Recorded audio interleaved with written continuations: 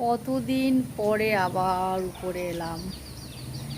ওই ভাইজিকে নিয়ে 7-8টা ড্রাগন ফল তুলেছি পাকা, আর 2টো ফল ছিল। ভাবছি 2টো ফল হয়তো পেকে গেছে। এখন এসে তো দেখছি, কি বলবো আর, হাঁপসে গেছি। 2টো সিঁড়ি ভাঙলাম, তো এসে দেখছি আমার হেলেঞ্চা গাছেও হেলেঞ্চা শাক ভেঙে নিয়ে যাওয়া যাবে। 2টো ড্রাগন পেকে গেছে, আরও অনেকগুলো ফুল হয়েছে। আবারও দেখাই, এই যে ফুল, এই যে ফুল, এই যে ফুল, আর জঙ্গলও হয়েছে। বাপরে, একদিন আসতে হবে, একদিন আসতে হবে জঙ্গল পরিষ্কার করতে। এই যে ফুল, ওই যে আর একটা ফুল, ওখানে একটা ফুল। এ বাবা, জঙ্গল খালি হয়েছে নাকি? এই গাছটা, এখানে লতা পাতা কী সব গাছ হচ্ছে। আর এখানটা জোন নিয়ে ঠিক করতে হবে, বাঁশ দিতে হবে নতুন করে। এই বাঁশটা দেবে গেছে।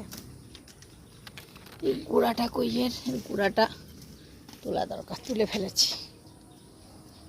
এই আসলে টুকি টুকি একটু হাত চলেই যায়। যাক্কা, অন্যদিন ভালো করে হাত দেব। প্রচুর, এই যে ফলটা পেকে গেছে, এইটাও পেকেছে।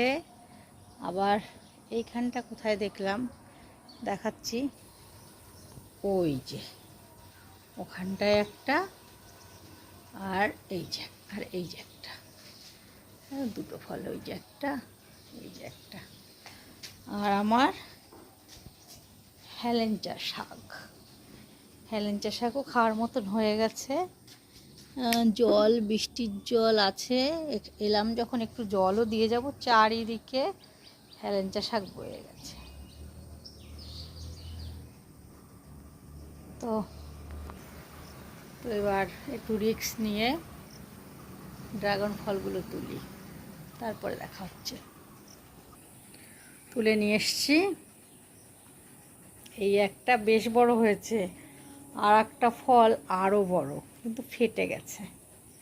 এই দেখুন, এই যে ফেটে গেছে, অনেকটা ফেলে দিতে হবে। পিঁপড়ে এসছে, পিঁপড়েরা খাচ্ছে রীতিমতন। এটা অনেক বড়। এবার ভাবছি